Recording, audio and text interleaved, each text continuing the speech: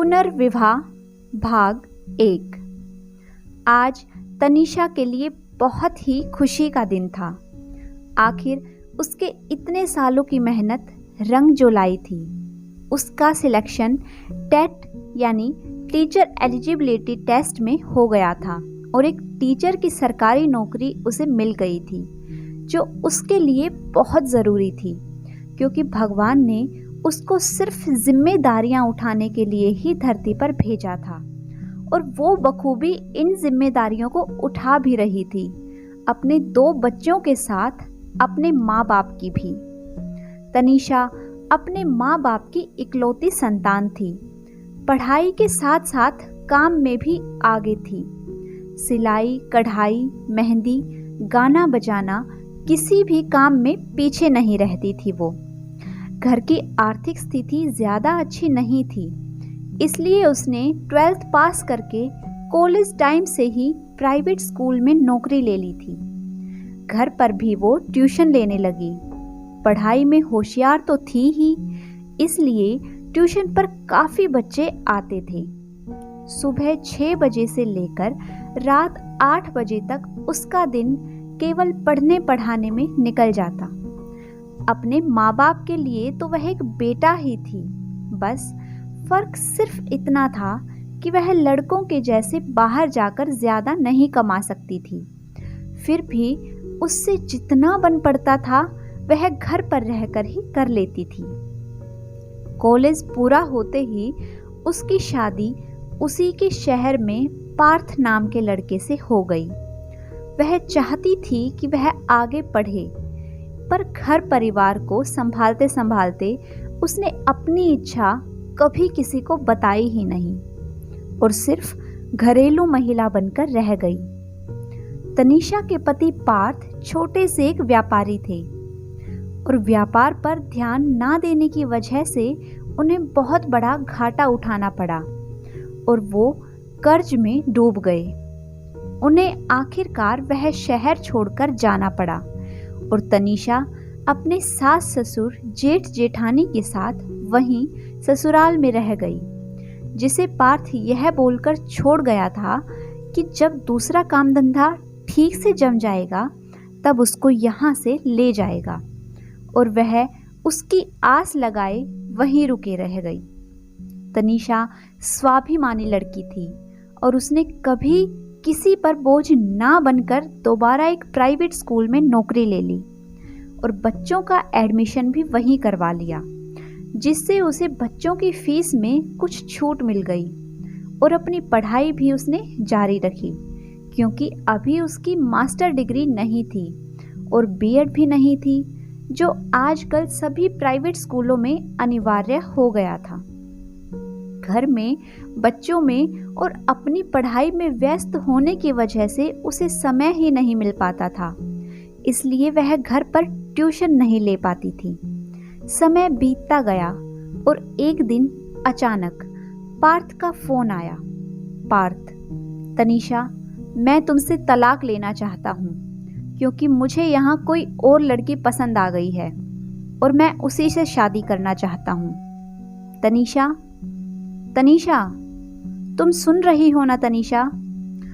यहाँ तनीषा का हाल तो ऐसा था कि जैसे सिर्फ पत्थर की मूरत खड़ी हो और आंखों से टप टप आंसुओं की धार बहे जा रही थी। आखिर उस दिन उसके विश्वास का कत्ल जो हुआ था, जिस पति की आस लगाए उसने 2 साल गुजार दिए, उस पति ने उसे फोन किया, वह भी यह बताने के लिए कि वह उसे तलाक देकर किसी और से शादी करना चाहता है। जैसे तैसे उसने खुद को संभाला, लेकिन उसके दिमाग में जाने कितने सवाल मंडराने लगे। कैसे वह अपने बच्चों को संभालेगी? कैसे अकेले उनकी परवरिश करेगी? उसके माँ बाप को पता चलेगा तो उन पर क्या बीतेगी? क्या उसे अपने हक के लिए लड़ना चाहिए या उस रिश्ते से, उस इंसान से हमेशा के लिए छुटकारा ले लेना चाहिए जो उसका कभी था ही नहीं? यह फैसला उसकी जिंदगी का सबसे बड़ा फैसला था और आखिरी में उसने पार्थ को तलाक देने की सोच ली, क्योंकि अगर वह अपने हक के लिए लड़ती और अगर परिवार और समाज के दबाव में आकर पार्थ उसे अपने साथ ले भी जाता तो भी जो वह विश्वास एक बार तोड़ चुका था वह दोबारा नहीं जुड़ पाता। इसलिए उसने तलाक लेने और बच्चों की परवरिश अकेले करने का फैसला किया। हालांकि यह उसके लिए आसान नहीं था, पर किसी ने कहा है ना, कोमल है पर कमजोर नहीं, शक्ति का नाम ही नारी है, जग को जीवन देने वाली मौत भी तुमसे हारी है। और आखिरी में उसने पार्थ को तलाक दे दिया। तनीषा अपने माता पिता के घर आ गई। पार्थ दूसरे शहर चला गया जहां उसने अपना व्यापार डाला था। वहीं उसने दूसरी शादी भी कर ली जिसके लिए उसने तनीषा से तलाक लिया था। और यहाँ तनीषा अपने 2 बच्चों और अपने माता पिता के साथ अकेली रह गई। उसकी आंखों में आंसुओं का सैलाब गुम था, लेकिन अगर वह रोती तो माँ बाप को कौन संभालता और अपने बच्चों को रोने की वजह क्या बताती। इसलिए वह मन भर कर रो भी नहीं सकती थी। उसने अपने जीवन का सिर्फ एक ही उद्देश्य बना लिया कि उसे मेहनत करके पढ़ाई पूरी करनी है और एक नौकरी पानी है, ताकि वह बच्चों को कभी किसी चीज की कमी ना होने दे और वो एक माँ के साथ साथ एक पिता का फर्ज भी निभा सके। और बेटे का तो वह निभा ही रही थी। और आज वही खुशी का दिन था जिसके लिए उसने इतनी मेहनत की थी। वह अपने माता पिता और बच्चों के साथ दूसरे शहर चली गई जहां उसकी पोस्टिंग हुई थी। अपने सीनियर सर की सहायता से उसको किराए पर एक मकान मिल गया और उसके पिताजी ने भी अपनी छोटी सी जनरल स्टोर की दुकान वहीं पर डाल दी, जो वह यहाँ भी करते थे। तनीषा को किराए पर जो मकान मिला था उसके मकान मालिक बहुत ही अच्छे लोग थे और शहर के बड़े व्यापारी भी थे। उनके परिवार में पति पत्नी और 3 बच्चे थे। बड़ा बेटा आरुष 31 साल का, जो तनीषा से 3 साल बड़ा था। उससे छोटे दोनों भाई बहन प्रीत और पलक, जो जुड़वा थे, दोनों कॉलेज में हैं। मकान मालकिन नीता जी का स्वभाव भी बहुत अच्छा था। इतना बड़ा व्यापार होने के बावजूद उन्हें रत्ती भर घमंड नहीं था। आज तक उन्होंने कभी अपना मकान किराए पर नहीं दिया था। आज पहली बार अनिल सर के कहने पर तनीषा के बारे में जांच परख कर ही मकान किराए पर दिया। तनीषा अपने दोनों बच्चों और माता पिता के साथ नए मकान में शिफ्ट हो गई। मकान में अंदर आते ही बड़ा सा आंगन, दाहिनी तरफ एक कमरा, एक किचन और एक बाएं तरफ एक कमरा। उसी के बगल से टॉयलेट था। नीता जी की फैमिली भी उसी मकान में रहती थी। बाएं तरफ के ऊपर के फ्लोर पर तीनों बच्चों के कमरे और नीचे आंगन से थोड़ा आगे जाकर बाएं तरफ 2 कमरे और दाएं तरफ किचन। हालांकि उनका एक आलीशान मकान और था, लेकिन यह उनका पुश्तैनी मकान था और फिर अपनी बेटी पलक की शादी इसी घर से वो करना चाहते थे। घर में पहली बार बच्चों की आवाज़ सुनकर नीता जी की आंखों में आंसू आ गए। उन्होंने बड़े प्यार से बच्चों को गले लगाया और उनके नाम पूछे। नीता जी, बेटा आपका क्या नाम है? तनीषा का बेटा बड़ा 6 साल का है। उसने अच्छे से अपना नाम बताया। मेरा नाम शिव है। लेकिन बेटी छोटी थी तो वह तुतला कर बोली, रिधि। असल में वह रिधि बोलना चाहती थी। प्रीत और पलक को उसकी तोतली आवाज सुनकर जोर से हंसी आ गई और पलक ने उसे झट से गोद में उठा लिया। पलक, मम्मी ये कितनी क्यूट है ना। प्रीत, चलो चैंपियन, हम लोग वीडियो गेम खेलेंगे। शिव, ओके चाचू। यहाँ तनीषा और उसके मम्मी पापा सामान रखने में व्यस्त थे। पलक के पिता मुकेश जी और आरुष अपनी दुकान पर थे। उनका सोने चांदी का व्यापार था। तनीषा ने सारा सामान लगा लिया।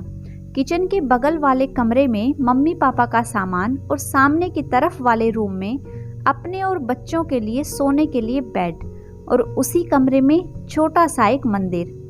तनीषा और उसकी माँ को व्यस्त देखकर नीता जी ने दोनों बच्चों का ख्याल रखा और उन्हें खाना पीना भी खिला दिया।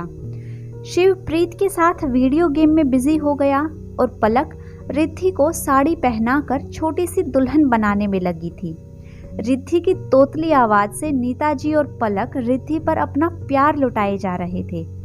तनीषा और उसकी माँ सामान लगाकर नीताजी से मिलने गई और उन्हें धन्यवाद भी कहा, इस नए शहर में उन्हें मकान देने के लिए, उन पर भरोसा करने के लिए और शिव और रिद्धि का आज ख्याल रखने के लिए भी। तनीषा ने पलक को भी थैंक यू बोला, उसकी डोल को बिजी रखने के लिए, नहीं तो परेशान करती सामान लगाने में। तनीषा बच्चों को लेकर अपने कमरे में आ गई उन्हें सुलाने के लिए और उसकी माँ नेहा व नीताजी वहीं बैठकर बातें करती रही। बातें करते करते रात हो गई और मुकेश जी भी अपनी दुकान से आ गए। अपना शोरूम होने की वजह से 8 बजे तक वो घर आ जाया करते थे, लेकिन आरुष को इतनी जल्दी घर आना पसंद नहीं था, तो वह अपने दोस्त विक्की के साथ घूमने निकल जाया करता था। नेहा जी भी तनीषा के पापा संजय जी को खाना परोसने आ गई। मुकेश जी और संजय जी भी खाना खाकर काफी देर तक बातें करते रहे और एक दूसरे के बारे में जानते रहे। मुकेश जी का स्वभाव भी अपनी पत्नी नीता जैसा ही था।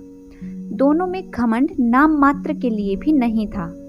तनीषा आज बहुत ज्यादा थक चुकी थी, इसलिए बच्चों को सुलाकर वह भी सो गई। 10-11 बजे तक आरुष घर पर आया और खाना खाकर अपने कमरे में सोने चला गया। उसे अभी नए किराएदारों के बारे में कुछ पता नहीं था, बस इतना जानता था कि मम्मी ने किसी को किराए पर मकान दिया है। दूसरे दिन तनीषा को स्कूल ज्वाइन करना था, तो वह सुबह जल्दी उठकर अपने लिए नाश्ता बनाने में लग गई और दोपहर के खाने के लिए सब्जी वगैरह काट कर रखने लगी। नेहा जी, तनीषा तुम यह सब छोड़ो, तुम्हें स्कूल के लिए लेट हो जाएगा बेटा, और वैसे भी आज तुम्हारे स्कूल का पहला दिन है, तो आज तुम्हें लेट नहीं होना चाहिए। तनीषा, हाँ माँ, बस मैं जा ही रही थी। आज शिव को स्कूल नहीं ले जा रही, उसे सोने दो। तनीषा का सिलेक्शन उस शहर के केंद्रीय विद्यालय में हुआ था। शिव का एडमिशन भी उसने सिफारिश करके वहीं करवा लिया था।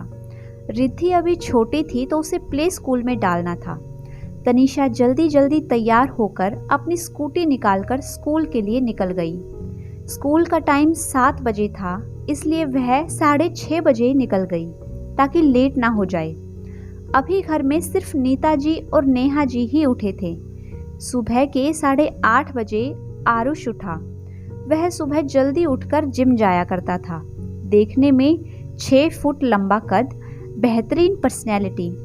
उसको काफ़ी टाइम हो गया था जिम जाते जाते। बच्चा पार्टी भी तब तक उठ चुकी थी। नेहा जी ने उनको ब्रश कराकर एक एक गिलास दूध पीने को दिया। दूध पीकर सीधा वह अंदर नीता जी के घर पर चले गए। वहां आरुष नीचे हॉल में बैठकर टीवी देख रहा था। अंकल, पलक बुआ और प्रीत चाचू कहाँ हैं? शिव ने आरुष से पूछा। थोले हैं ता, अब की बार रिद्धि बोली। आरुष की भी हंसी निकल गई उसको सुनकर। अले हाथ तो ले हो, बताओ कहाँ है? आरुष अपनी हंसी दबाकर बोला, माता जी वो भी सो रहे हैं।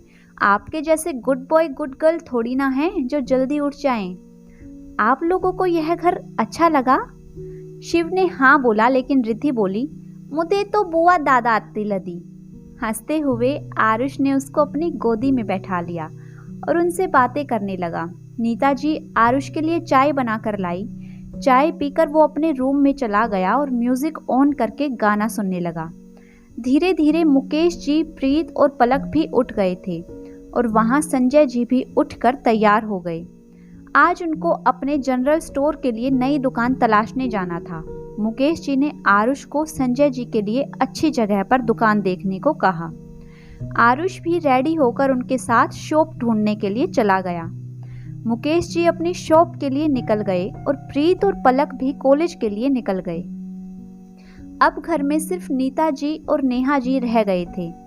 पहले नीता जी का दिन अकेले बड़ी मुश्किल से गुजरता था, लेकिन नेहा जी के साथ बातें करते करते दोनों का दिन अब आराम से निकल जाता और बच्चों की शरारतों की वजह से ही उनका मन बहला रहता। पलक ने भी तनीषा को रिद्धि के लिए घर के पास का ही एक प्ले स्कूल बताया। और वहाँ उसका एडमिशन करा दिया। क्योंकि तनीषा को स्कूल जल्दी जाना पड़ता था, इसलिए रिद्धि और शिव के लिए उसने एक स्कूल वैन लगवा दी। जब पहले दिन रिद्धि स्कूल के लिए रेडी हुई तो सब लोग उसकी बलाएं लेने लगे। इतनी प्यारी लग रही थी वो, छोटी सी स्कर्ट और शर्ट पहने, टाई बेल्ट लगाए। आरुष ने उसको छेड़ते हुए कहा, माताजी कहाँ जा रही हैं आप? उसने गुस्से से आरुष की तरफ देखते हुए कहा, स्टूल दे लई, ओल तां दे लई। सब के सब जोर से हंसने लगे। पलक ने दोनों को चॉकलेट दी और दोनों की वैन आ गई और वो स्कूल चले गए। संजय जी को अपनी शॉप के लिए एक अच्छी सी जगह मिल गई थी, वह भी दुकान के लिए निकल गए। आरुष और मुकेश जी भी शॉप पर चले गए और प्रीत और पलक कॉलेज। तनीषा को भी ट्यूशन के लिए आसपास के कुछ बच्चे मिल गए थे। वह ज़्यादा किसी से बात नहीं करती थी, बस सारा दिन अपने आप को बिजी किए रहती थी। पार्थ से तलाक के बाद से तो उसने मेकअप करना भी छोड़ दिया था। कहाँ एक लड़की इतना सजती संवरती थी, इतना बोलती थी, सारा दिन कोई ना कोई गाना गाती रहती थी, सबसे हंस हंस कर मजाक ठिठोली किया करती थी। वहीं अब सारा दिन चुपचाप रहकर अपने आप को व्यस्त रखकर निकाल देती है। नेहा जी से उसका इस तरह से रहना देखा नहीं जाता था, लेकिन वह चाह कर भी कुछ नहीं कह पाती थी। पहले कई बार उन्होंने तनीषा से उसकी दूसरी शादी की बात की, लेकिन हर बार वह यह कहकर टाल देती कि अब वह सिर्फ अपने बच्चों के लिए जीना चाहती है और शादी के लिए साफ मना कर देती थी।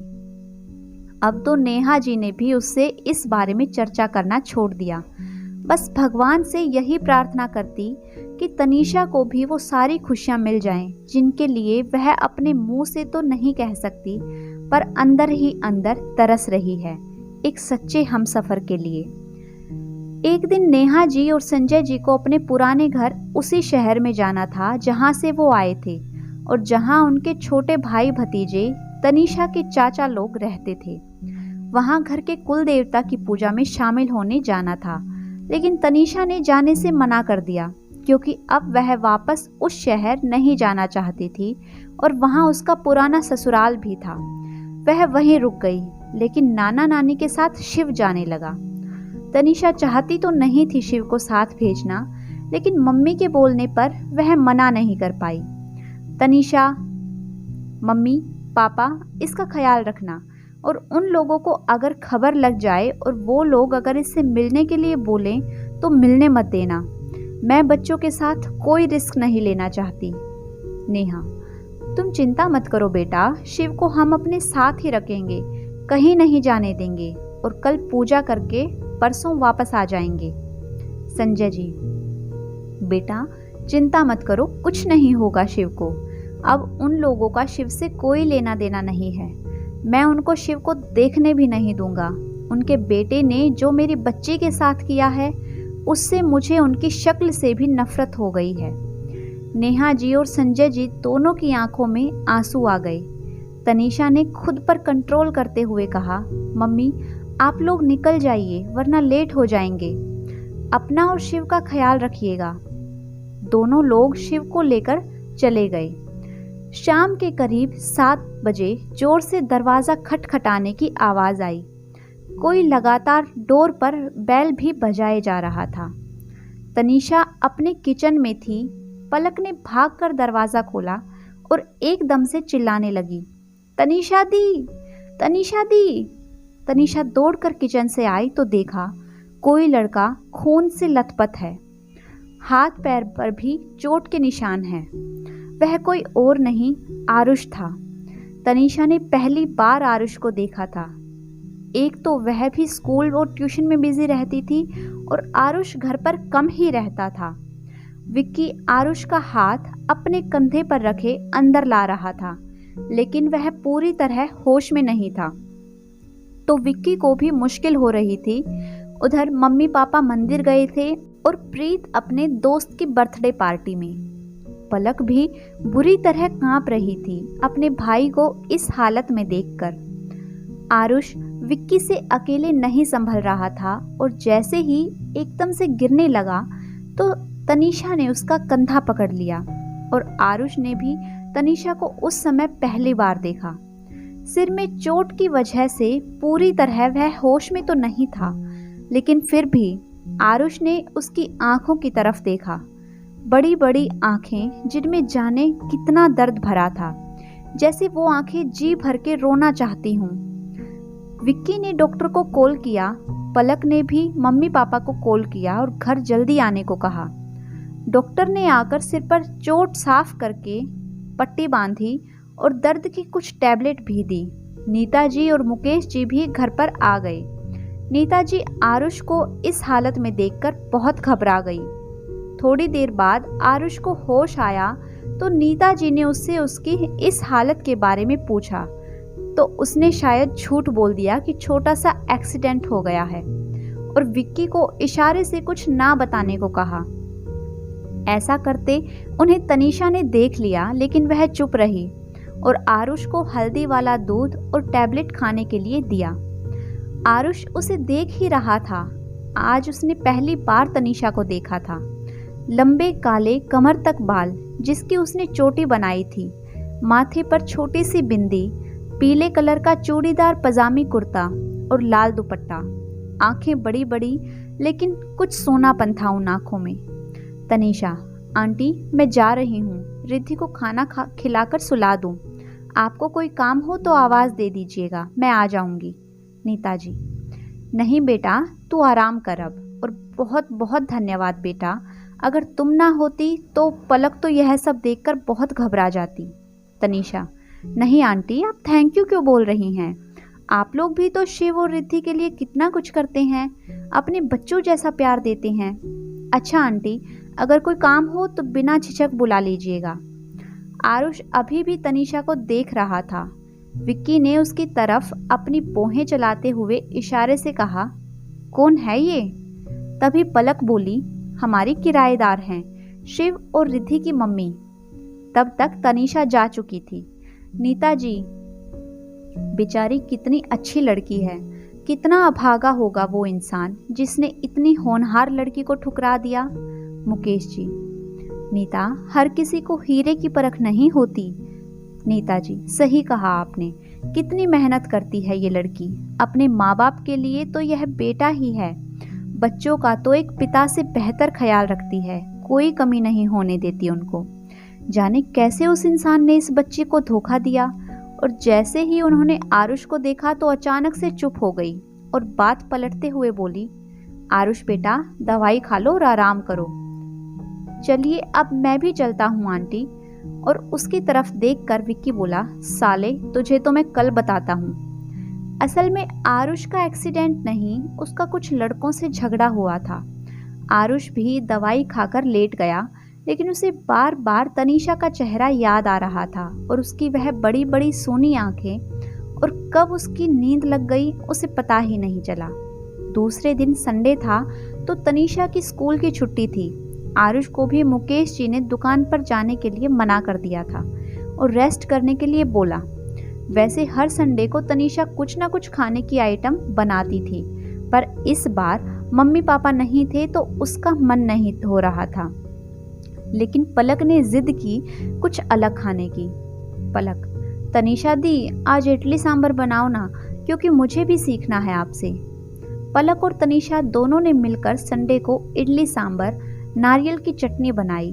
सांभर बहुत टेस्टी बना था। तभी विक्की भी आ गया आरुष से मिलने। पलक, लो विक्की भैया, यह खाकर बताओ कैसा बना है। अरे वाह, ये तो रेस्टोरेंट को भी फेल कर दे, सच में कमाल का टेस्ट है सांभर का। सबने बड़े स्वाद से इडली सांभर खाए। मुकेश जी ने भी दुकान से कॉल करके खाने की बहुत तारीफ की, लेकिन आरुष को चोट की वजह से डॉक्टर ने खट्टा खाने से मना किया था। वह बेचारा मन मारकर बैठा था। दोपहर में जब सब आराम कर रहे थे तो वह धीरे से किचन में गया और अपने लिए इडली सांभर ले आया और बैठकर खा ही रहा था कि वहाँ एकदम से तनीषा आ गई। उसे पलक से कुछ काम था और उसने जैसे ही तनीषा को देखा तो एकदम से प्लेट नीचे रख दी। पलक कहाँ है? थोड़ा काम था उससे। ऊपर रूम में होगी अपने, मम्मी भी वहीं है, चली जाइए आप। वैसे अभी आपको खट्टा नहीं खाना चाहिए, वो मैं बस ऐसे ही टेस्ट कर रहा था। वैसे अच्छा बना है। Thank you. दूसरे दिन नेहा जी और संजय जी भी आ गए। अब आरुष अधिकतर समय घर में ही बिताने लगा था और हर पल तनीषा को देखने की भी कोशिश करता। उसने अभी तक अपने मन की बात किसी को भी नहीं बताई थी। रात में भी अब घर जल्दी आ जाता। रिद्धि तो जैसे उसी से चिपकी रहती। रोज गाड़ी पर बैठकर घूमना और अगर आरुष न ले जाए तो रो रो कर घर सिर पर उठा लेना। आरुष भी शाम के समय बच्चों के लिए कुछ ना कुछ जरूर लाता, कभी चिप्स, कुरकुरे, चॉकलेट तो कभी आइसक्रीम। अगले संडे सभी ने पिकनिक जाने का प्लान बनाया। पलक और नीताजी ने पूरी, सब्जी, चटनी, रायता बनाया और यहाँ तनीषा और नेहा जी ने भी बैंगन भरता, खीर, पूरी, चटनी, सलाद बनाई। संजय जी और मुकेश जी अपनी अपनी दुकान पर थे तो उनसे समय निकालकर जल्दी आने के लिए बोल दिया। आरुष पहले कभी नहीं जाता था ऐसे पिकनिक पर। वो अधिकतर दोस्तों के साथ पार्टियां ही करता था, पर आज पहली बार उसने जाने के लिए बोला। पलक प्रीत के साथ बाइक पर जाने लगी और आरुष के साथ गाड़ी में विक्की, नेहा जी, नीता जी और तनीषा बैठ गई और सारा सामान पीछे गाड़ी की डिग्गी में रखवा दिया। आरुष गाड़ी चला रहा था। तनीषा उससे जस्ट पीछे वाली सीट पर ही थी। आज उसने बाल धोए थे तो खुले बाल रखे थे। एक छोटी सी लाल बिंदी, गुलाबी कलर का सूट, नीले कलर की लेगी और नीला दुपट्टा, एक हाथ में कंगन और एक हाथ में घड़ी। अच्छी हाइट होने पर भी वह हील्स वाली जूतियां पहनती थी। आरुष ने अपनी गाड़ी का मिरर ऐसे सेट कर लिया जिससे उसे उसके पीछे वाली सीट पर बैठी तनीषा का फेस दिख सके। शिव विक्की के साथ आगे उसकी गोदी में बैठा था और रिद्धि अपनी नानी की गोद में। हवा के झोंके से तनीषा के बाल बार बार उसके फेस पर आ रहे थे, जिनको आरुष बार बार आगे के मिरर से देख रहा था। तभी विक्की ने अपना मोबाइल कनेक्ट करके गाने चला दिए। गाना स्टार्ट हुआ। दिल क्या करे जब किसी को किसी से प्यार हो जाए, जाने कहाँ कब किसी से किसी को प्यार हो जाए। आरुष बीच बीच में मिरर में से तनीषा को ही देख रहा था, लेकिन वह बाहर की तरफ देख रही थी। सब लोग एक अच्छी सी जगह पिकनिक के लिए पहुंच गए। आरुष को देखकर ऐसा लगता है कि वह मन ही मन तनीषा को पसंद करने लगा है। पर क्या तनीषा को इस बात का जरा सा भी अंदेशा है? कहानी आगे क्या मोड़ लेने वाली है जानेंगे अगले भाग में। तब तक अगर आपको मेरी ये कहानी पसंद आई है तो वीडियो को लाइक कीजिए, शेयर कीजिए। साथ ही अगर आपने अभी तक चैनल को सब्सक्राइब नहीं किया है तो जल्दी से चैनल को सब्सक्राइब कर लें। Thanks for watching.